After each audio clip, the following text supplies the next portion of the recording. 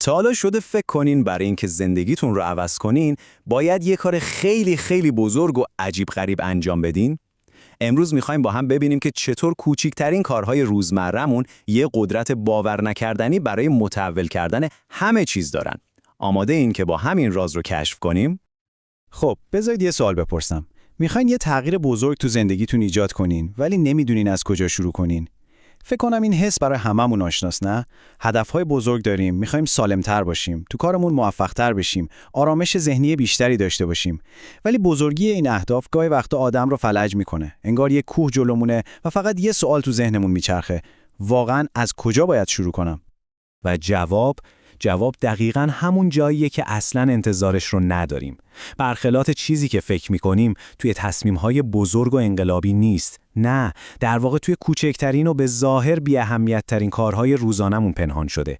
میدونین چی میگم؟ همون یه صفحه کتاب خوندن قبل از خواب یا مثلاً انتخاب پله به جای آسانسور. قدرت واقعی از همین جاها شروع میشه.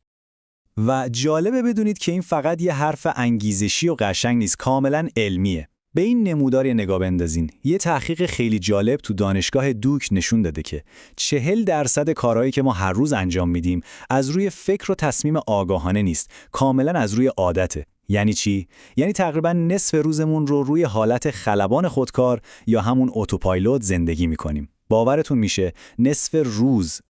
خب، حالا چرا اینطوریه؟ چرا مغز ما این کار رو میکنه؟ خیلی ساده است. برای صرفه‌جویی تو انرژی. مغز ما طوری طراحی شده که تا جای ممکن انرژی ذخیره کنه. برای همین کارهای تکراری رو میگیره و تبدیلشون میکنه به عادت تا دیگه نیازی به فکر کردن و مصرف انرژی برای انجامشون نداشته باشه. این سیستم خودکار همون چیزیه که باعث میشه ترک عادتهای بد انقدر سخت باشه. اما نکته کلیدی دقیقاً همینجاست. ما میتونیم از همین سیستم به نفع خودمون استفاده کنیم. یعنی عادتهای خوب رو هم ببریم روی حالت خودکار. و اینجا به یکی از قدرتمندترین و شاید تکان دهنده ترین ایده ها تو این زمینه میرسیم. جیمز کلیر، نویسنده کتاب فوق‌العاده عادتهای اتمی، یه حساب و کتاب خیلی ساده ولی شگفت انگیز رو مطرح میکنه. اون میگه اگر هر روز فقط و فقط 1% بهتر بشید، در پایان سال 37 برابر بهتر خواهید شد. یه لحظه به این جمله فکر کنین. فقط 1%. اولش که آدم میشنوه شاید خنده‌دار به نظر بیاد. 1% آخه یعنی چی؟ هیچی تقریبا. یعنی به جای اینکه اصلا ورزش نکنی، فقط 2 دقیقه پیاده روی کنی. یعنی فقط یه پاراگراف کتاب بخونی. یعنی یه لیوان آب بیشتر از دیروز بنوشی. انقدر کوچیکه که تقریبا بهونه‌ای برای انجام ندادنش وجود نداره. غیر ممکنه که نشه انجامش داد. اما جادوی واقعی اینجا اتفاق میفته. توی چیزی به اسم اثر مرکب. این 1% کوچولو و ناچیز روزانه مثل سود بانکی ذره ذره روی هم جمع میشن و در طول 1 سال یه انفجار از پیشرفت رو رقم میزنن. رشد 37 برابری. این نتیجه همون قدم‌های کوچیک و مستمره. فوق‌العاده نیست؟ خب، تا اینجا فهمیدیم که کارهای کوچیک چقدر قدرتمندن. حالا میرسیم به مهمترین بخش ماجرا. چطور این عادت‌ها رو دائمی کنیم؟ چطور کاری کنیم که ولشون نکنیم؟ اینجا یه تغییر نگاه اساسی لازمه. ببینید، اکثر ما روی هدف تمرکز میکنیم، در حالی که راز اصلی توی تغییر هویت ماست.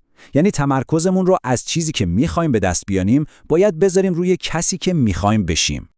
برای اینکه بهتر متوجه بشین، این تفاوت رو ببینین. رویکرد اول که مبتنی بر هدفه میگه من میخوام کتاب‌های بیشتری بخونم. این یه نتیجه است، یه چیزیه که شاید بهش برسی، شایدم نه. اما رویکرد دوم که مبتنی بر هویته میگه من کسی هستم که هر روز مطالعه میکنه، یا حتی بهتر، من یک کتابخوان هستم. این دیگه یه هدف نیست، این یه بیانیه هویتیه. شما دیگه برای رسیدن به یه هدف تلاش نمی‌کنین، شما دارین خود واقعیتون رو زندگی می‌کنین. حس می‌کنین چقدر این دومی قدرتمندتره؟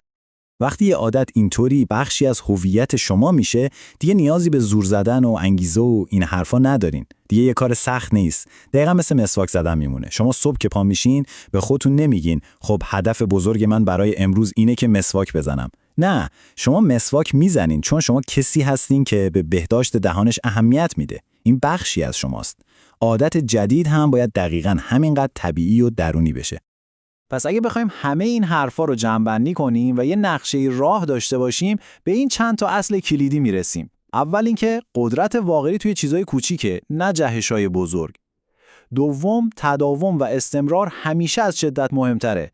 یعنی هر روز یکم بهتر از اینه که یه روز خیلی زیاد و بعد هیچی. سوم، تغییر یه شب اتفاق نمیفته. باید صبور بود. و در نهایت یادتون باشه زندگی شما از همین عادتهای کوچیکتون ساخته میشه. شما با ساختن عادتهاتون در واقع دارین زندگی آینده‌تون رو آجر به آجر میسازین. خب دیگه وقتشه از تئوری بیایم بیرون و بریم سراغ عمل. اولین قدم شما همین امروزه، نه فردا، نه شنبه، همین امروز. یه کار خیلی کوچیک رو انتخاب کنید. یه کار انقدر کوچیک که خندتون بگیره. یه قانونی هست به اسم قانون 2 دقیقه‌ای که محرک است. میگه هر عادتی رو به نسخه 2 دقیقه‌ایش تبدیل کن. مثلا میخوای ورزشکار بشی، لازم نیست بری باشگاه. فقط 2 دقیقه لباس ورزشی بپوش. میخوای نویسنده بشی، لازم نیست یه فصل بنویسی. فقط 2 دقیقه یه جمله بنویس. فقط همین. شروع کردن مهمترین قسمته. و حالا این سوال رو برای شما باقی میذارم. اولین عادت کوچک و 2 دقیقه‌ای شما چی خواهد بود؟